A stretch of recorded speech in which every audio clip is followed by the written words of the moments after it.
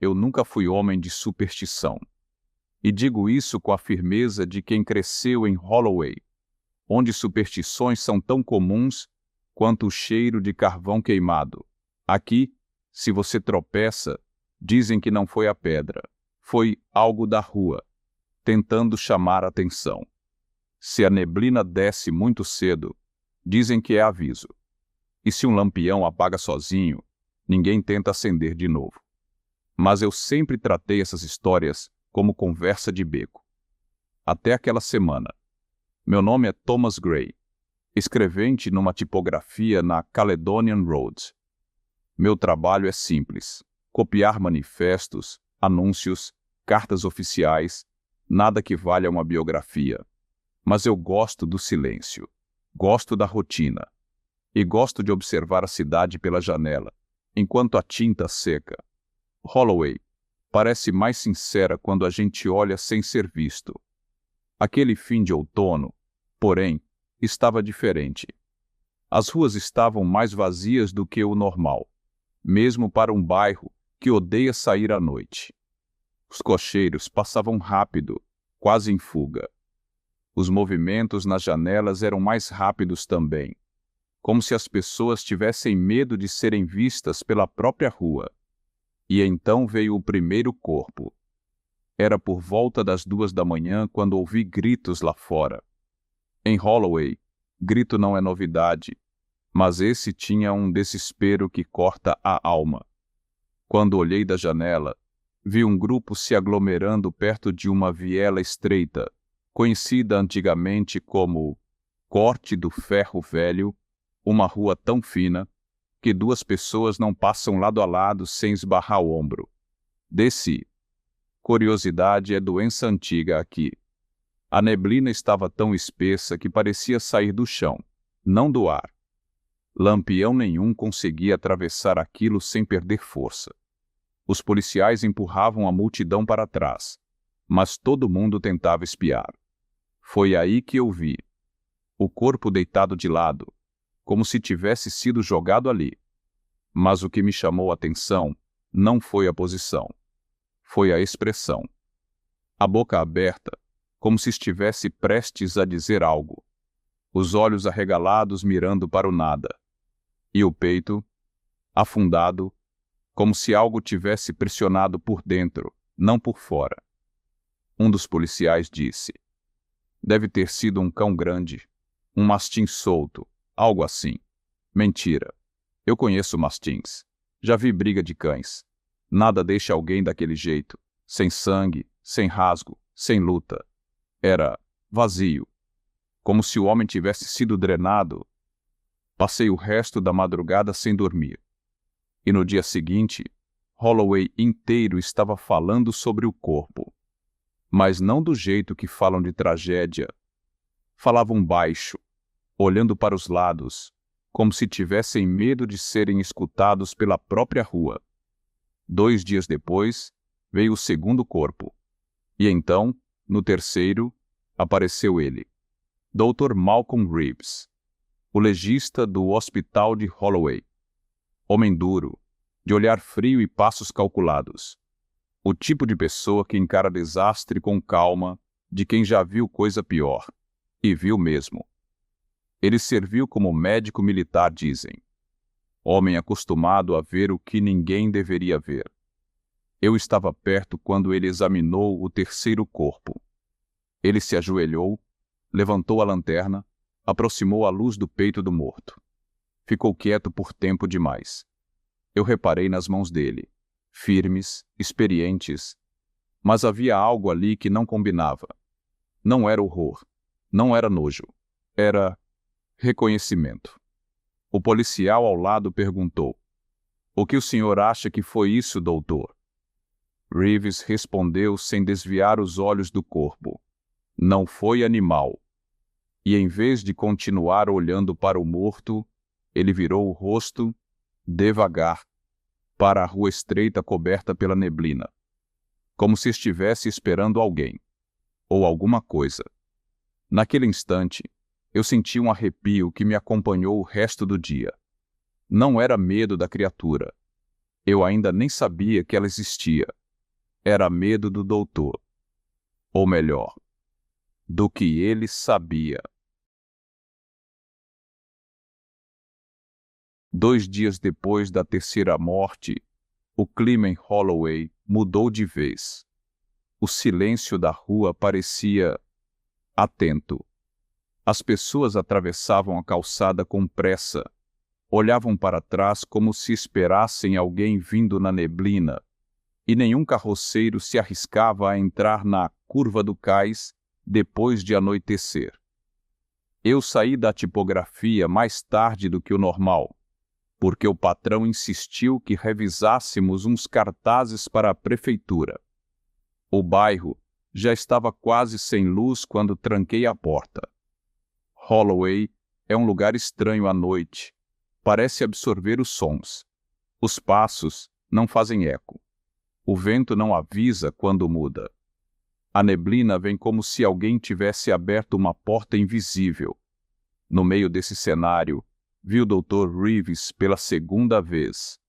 Ele estava parado em frente ao hospital de Holloway, como se esperasse alguém.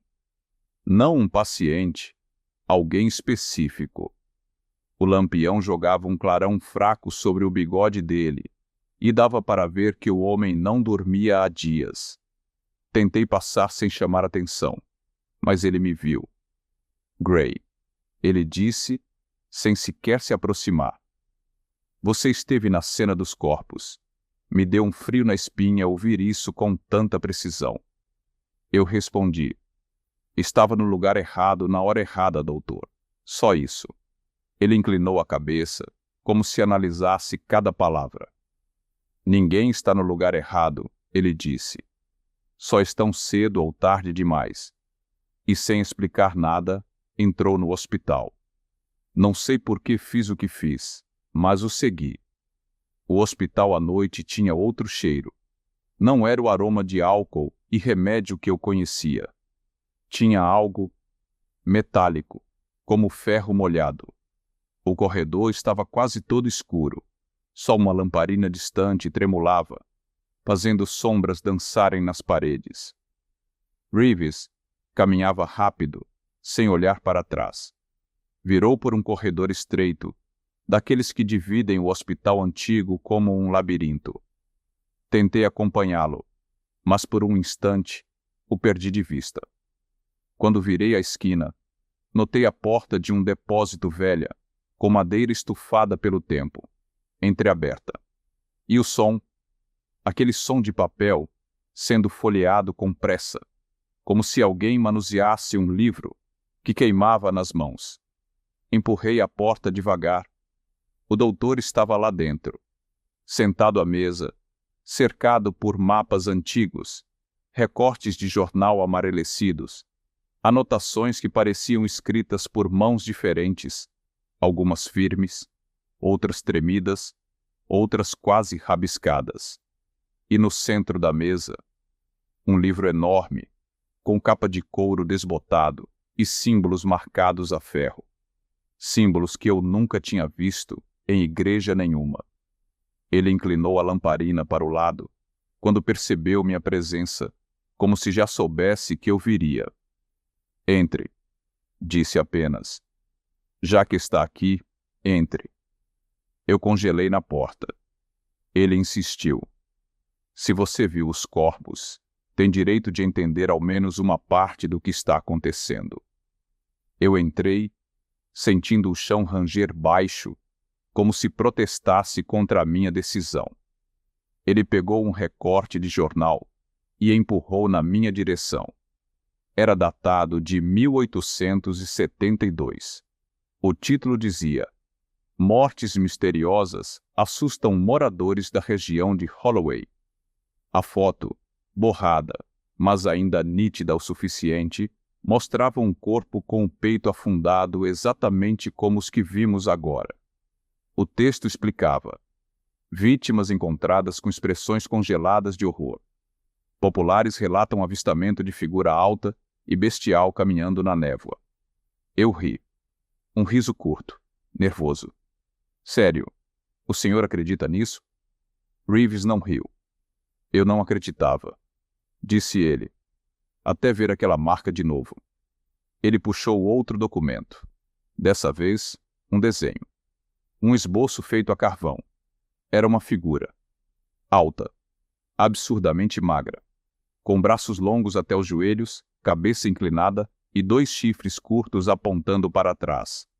A criatura parecia estar saindo da névoa. Ele bateu com o dedo no desenho.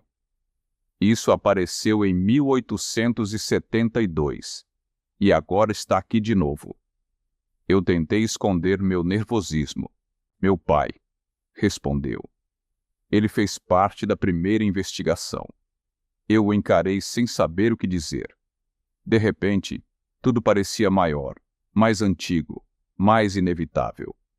Ele abriu o livro grande, o de capa de couro, e mostrou uma página escrita com tinta quase marrom, como sangue velho. Havia símbolos circulares, esquemas, desenhos de estruturas humanas distorcidas. E no rodapé, em letra tremida: não é criatura de carne, é criatura de retorno. Eu perguntei o que aquilo significava. Ele fechou o livro com cuidado, quase com reverência. Meu pai passou a vida inteira tentando descobrir. Disse: eu tento entender desde que ele morreu, mas há uma única certeza. Ela sempre volta. A lamparina tremeu. A luz vacilou. E por um instante, tive a impressão de que algo passou do lado de fora da porta. Uma sombra. Um vulto. Algo que não faz barulho, não respira e não pede permissão para existir. Reeves viu meu olhar. Não tenha medo da sombra, ele disse. Tenha medo do que se mexe dentro dela. Eu engoli seco. Ele juntou os documentos, organizou tudo como se estivesse se preparando para uma viagem longa. E então falou algo que me gelou até os ossos. Thomas, a criatura não está matando por matar. Ela está abrindo caminho. Caminho para quê? Perguntei. Ele respondeu com voz quase inaudível. Para voltar ao lugar de onde foi arrancada. Eu sentei. As pernas simplesmente falharam. E foi ali, naquele depósito abafado, cheirando a papel velho e poeira antiga, que percebi que o problema não eram os corpos. O problema era o que faltava neles. Aquela noite nunca deveria ter acontecido. E mesmo agora, tantos anos depois, quando fecho os olhos, o som que me volta primeiro não é o da criatura, nem o da porta rangendo, nem o eco dos meus passos. É o silêncio. O tipo de silêncio que só existe quando algo está segurando a respiração do mundo. Depois que Reeves me mostrou os documentos do pai, eu voltei para casa com a sensação de que Holloway inteira estava me observando. Cada janela parecia ter olhos. Cada poste, uma sombra mais escura que o normal. A neblina raspava nas paredes como dedos longos procurando frestas. Tentei dormir, mas o silêncio da madrugada ficava mais pesado, mais cheio. E então, perto das 2 da manhã, bateram na porta. 3 batidas secas, sem pausa, sem pressa. Quando abri, não havia ninguém. Só um envelope no chão. Dentro, um bilhete curto. Se não vier, vai saber pelos jornais. Prefiro que saiba pelos olhos. M.C. Reeves. Eu devia ter rasgado aquele papel. Devia ter deixado a curiosidade morrer ali. Mas curiosidade nunca morre em Holloway. Ela só troca de dono. Vesti o casaco e saí. A rua parecia menor do que de costume, como se as casas tivessem se inclinado para frente, encurtando o caminho até o galpão ferroviário abandonado. A neblina era tão densa que parecia escorrer pelas minhas botas. O galpão ficava atrás da antiga linha de trem, uma estrutura antiga, de metal corroído e madeira prestes a ceder. Era o tipo de lugar onde crianças juram que viram fantasmas e adultos juram que isso é bobagem. mas nunca entram para provar. A porta estava entreaberta. Não empurrei. Ela mesma abriu com o vento, devagar, como se soubesse que eu estava ali. O interior era escuro, iluminado apenas pela lanterna de Reeves, colocada no chão. Ele estava no centro do galpão, ajoelhado em um círculo antigo de tijolos enegrecidos, como se fosse uma marca de incêndio que nunca fechou direito. Você veio, disse sem olhar para mim. Claro que vim, doutor, respondi, mas preferia não ter vindo. Ele soltou um sopro curto que não chegou a ser riso. Eu também. O círculo no chão não era comum. Os tijolos tinham gravações, símbolos raspados e preenchidos com algo que parecia carvão, ou cinza humana. No centro, havia um bloco irregular, misto de ossos queimados e pó negro. Era o selo. Ao redor, folhas do livro do pai dele estavam presas por pesos de ferro, cada uma com esquemas daquele ser alongado, sempre cercado por uma névoa que parecia viva. Olhei para o doutor. Reeves, você está bem? Ele levantou o rosto, e percebi pela primeira vez que aquele homem não estava só cansado. Ele estava consumido. Olhos fundos, vibrando com febre. Mãos tremendo não de medo, mas de urgência. Um tipo de brilho que só existe quando alguém já passou da linha entre razão e obsessão. Thomas, disse ele. Meu pai morreu, acreditando que ela não tinha sido destruída, apenas adormecida. O selo manteve o caminho fechado por décadas. Caminho? Caminho para onde? Ele respirou fundo, encarando o bloco de ossos. Para o lugar de origem. E onde é isso? Perguntei. Ele respondeu sem hesitar. Aqui. Senti meu estômago afundar. Não faz sentido. Falei. Ela não nasceu aqui. Ela atacou aqui. Não, disse ele aproximando a mão do selo. O que atacou em 1872 foi a sobra. Um reflexo.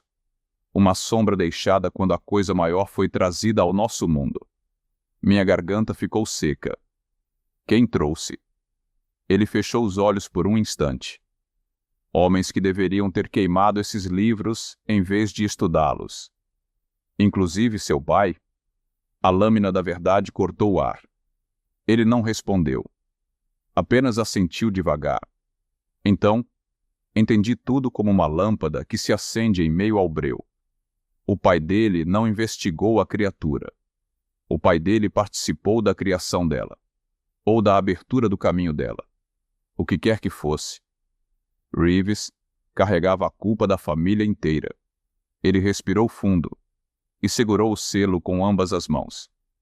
Reeves, eu disse, dando um passo. Para. Não faça isso. Ele não me ouviu. Ou talvez tenha ouvido. Mas o desejo de provar algo era maior do que a prudência, maior do que o medo, maior do que a vida. Preciso saber se meu pai estava certo, disse ele. Ou louco. Reeves, isso é suicídio.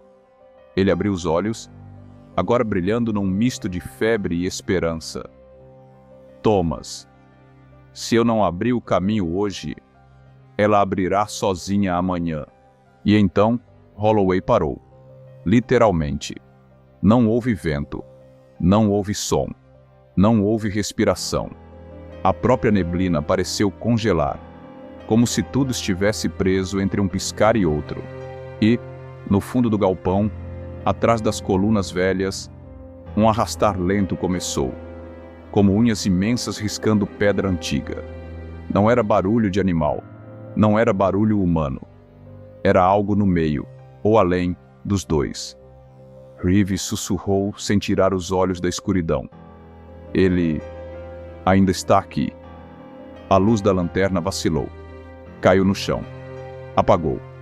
E naquele breu absoluto senti, juro por tudo que é sagrado, uma presença alta, estreita e curvada, passando atrás de nós, sem tocar o chão. Não precisei ver. O pavor não pediu imagem, só pediu espaço.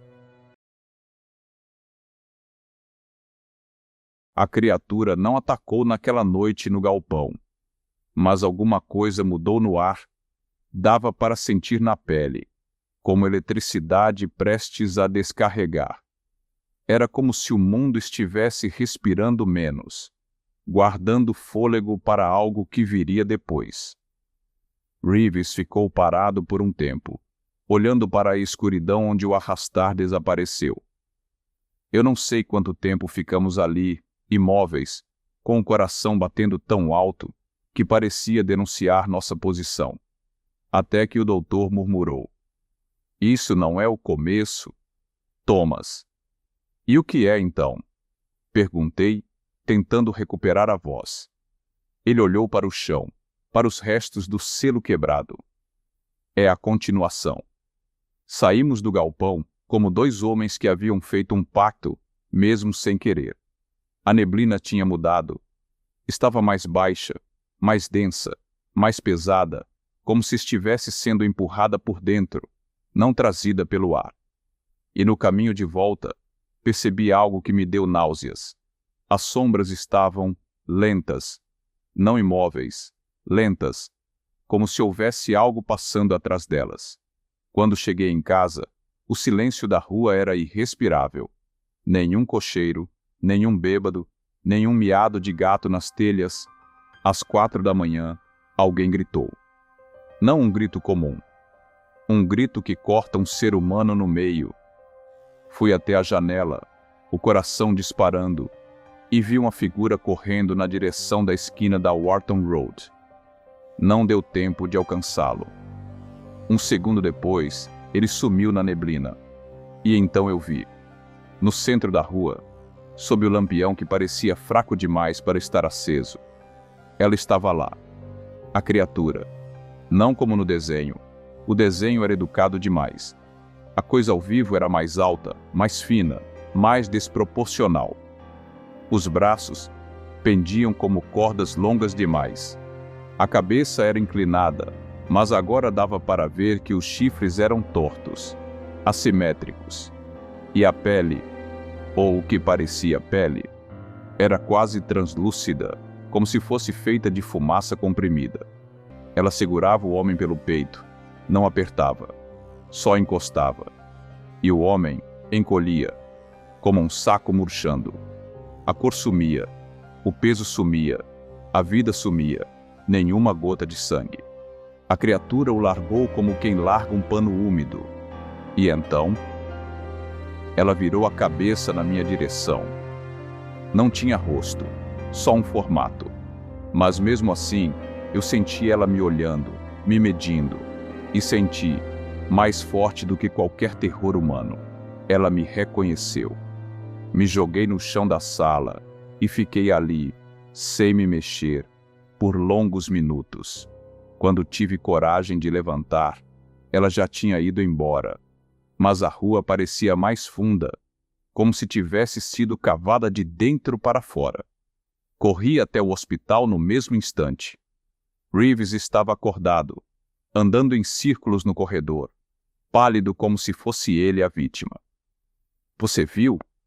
perguntei, sem fôlego. Ele ergueu os olhos. "Não preciso ver." "Como assim não precisa?" Ele abriu o livro do pai em uma página marcada e apontou para uma anotação escrita em letra vibrada. "A criatura não mata por fome.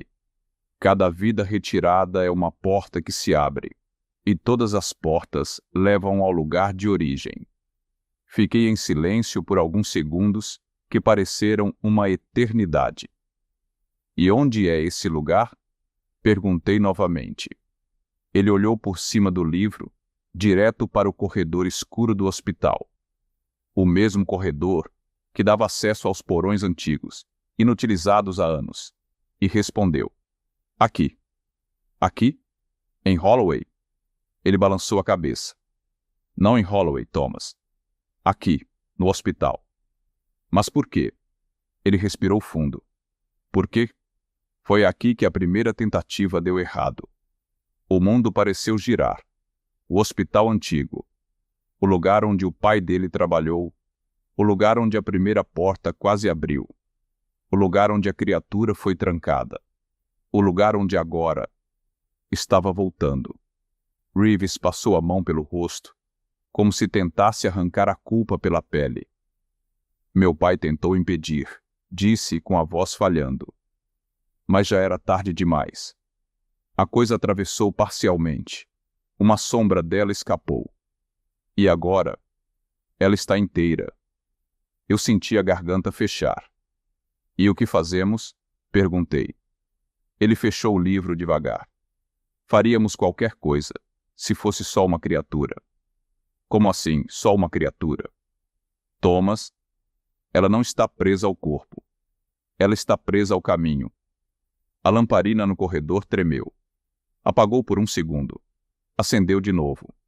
E nesse instante, juraria que vi uma sombra passar atrás de nós. Alta, fina, curvada, sem fazer som. O doutor colocou a mão no meu ombro. A próxima morte não será na rua. Onde então? Ele apontou para o chão. Aqui. Aqui. Onde?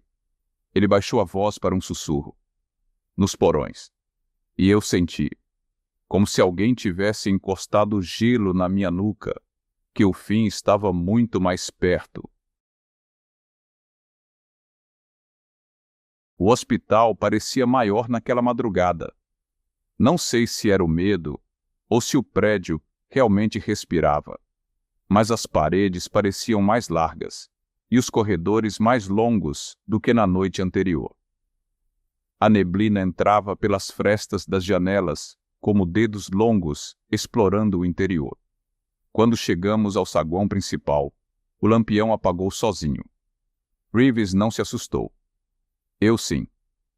Ela já está aqui, disse ele com uma calma que não cabia na situação. E não veio pela rua. Veio pelo caminho que você não vê. Descemos as escadas para o porão. Cada degrau parecia absorver o som dos nossos passos. A madeira rangia de um jeito diferente. Não como madeira velha, mas como algo vivo, se mexendo por dentro. O porão era dividido em alas antigas, usadas décadas atrás como setores de isolamento para tuberculosos. As paredes tinham manchas de umidade que pareciam silhuetas humanas. O cheiro era de poeira e coisa morta.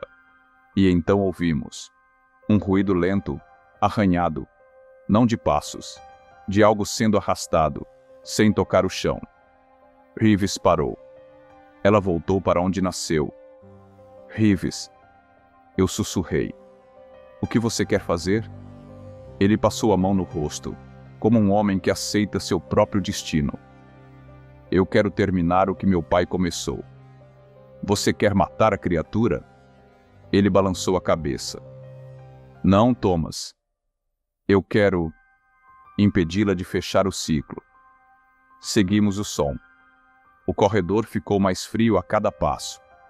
O ar parecia grosso, pesado, quase líquido. Eu sentia como se estivesse respirando dentro de um poço. Reeves tremia, mas não de medo. Tremia de compreensão. Viramos a última esquina e vimos. A criatura estava parada no centro da antiga sala de isolamento, debaixo de uma clarabóia quebrada por onde entrava um fio de luz cinzenta. Era mais alta ali, como se o espaço maior a permitisse esticar a própria existência. Seus braços pendiam até o chão. O tronco estreito subia até uma cabeça que parecia inclinada por hábito e não por deformidade. E atrás dela, no fundo da sala, um buraco. Não fisicamente. Um buraco no sentido de que o ar estava errado. Como se ali houvesse um vão entre este mundo e outro. Um ponto onde a realidade cedia, dobrava, respirava. A criatura estava fechando o círculo. Reeves deu um passo. Eu o puxei pelo casaco. Você é louco? Thomas, ele disse, com uma paz que me destruiu por dentro. Eu a trouxe de volta. Eu quebrei o selo. Eu abri o caminho. Você não sabia, mas fiz mesmo assim. Ele se soltou da minha mão e entrou na sala. A criatura virou a cabeça na direção dele. Não tinha olhos, mas mesmo assim, Reeves parou como se tivesse sido visto por inteiro. Eu sou o culpado, ele disse com voz baixa. Sou o último elo do erro que começou em 1872. Ele abriu os braços. Leve a mim e deixe este mundo em paz. Foi então que ela falou, não com som, com invasão. Uma voz dentro da cabeça, fria, afiada, familiar. O caminho não se fecha com morte, se fecha com devolução. Reeves cambaleou. O que significa isso? A criatura avançou devagar. Cada movimento era como ver um desenho sendo redesenhado. Ela estendeu o braço, não para agarrá-lo, mas para tocá-lo. Quando o fez, o doutor arquejou. A criatura não drenou o peito dele como as outras vítimas. Ela drenou memória, culpa, vida emocional. E Reeves caiu de joelhos. Eu tentei correr até ele, mas minhas pernas falharam. Era como tentar andar dentro de água pesada. A criatura passou por ele sem pressa, como se o reconhecesse não como inimigo, mas como parte do caminho. Reeves caiu de lado, a respiração fraca, os olhos vazios. Eu me arrastei até ele, desesperado. Reeves, Reeves, fala comigo. Ele piscou devagar, como quem acorda de um sonho. Thomas, diga, estou aqui. Ele engoliu seco. Ela não está voltando. O quê? Ela é o caminho. O buraco atrás da criatura pulsou, respirou, e então começou a fechar. Não como porta que bate, como carne que cicatriza. A criatura deu o último passo, entrou no ponto de origem e desapareceu, sem som, sem sombra, sem luz. Quando o vazio fechou, o ar explodiu para fora. Cai no chão com a força do impacto. Reeves estava imóvel. Chacoalhei o corpo dele. O rosto estava relaxado, sem culpa, sem dor, sem peso.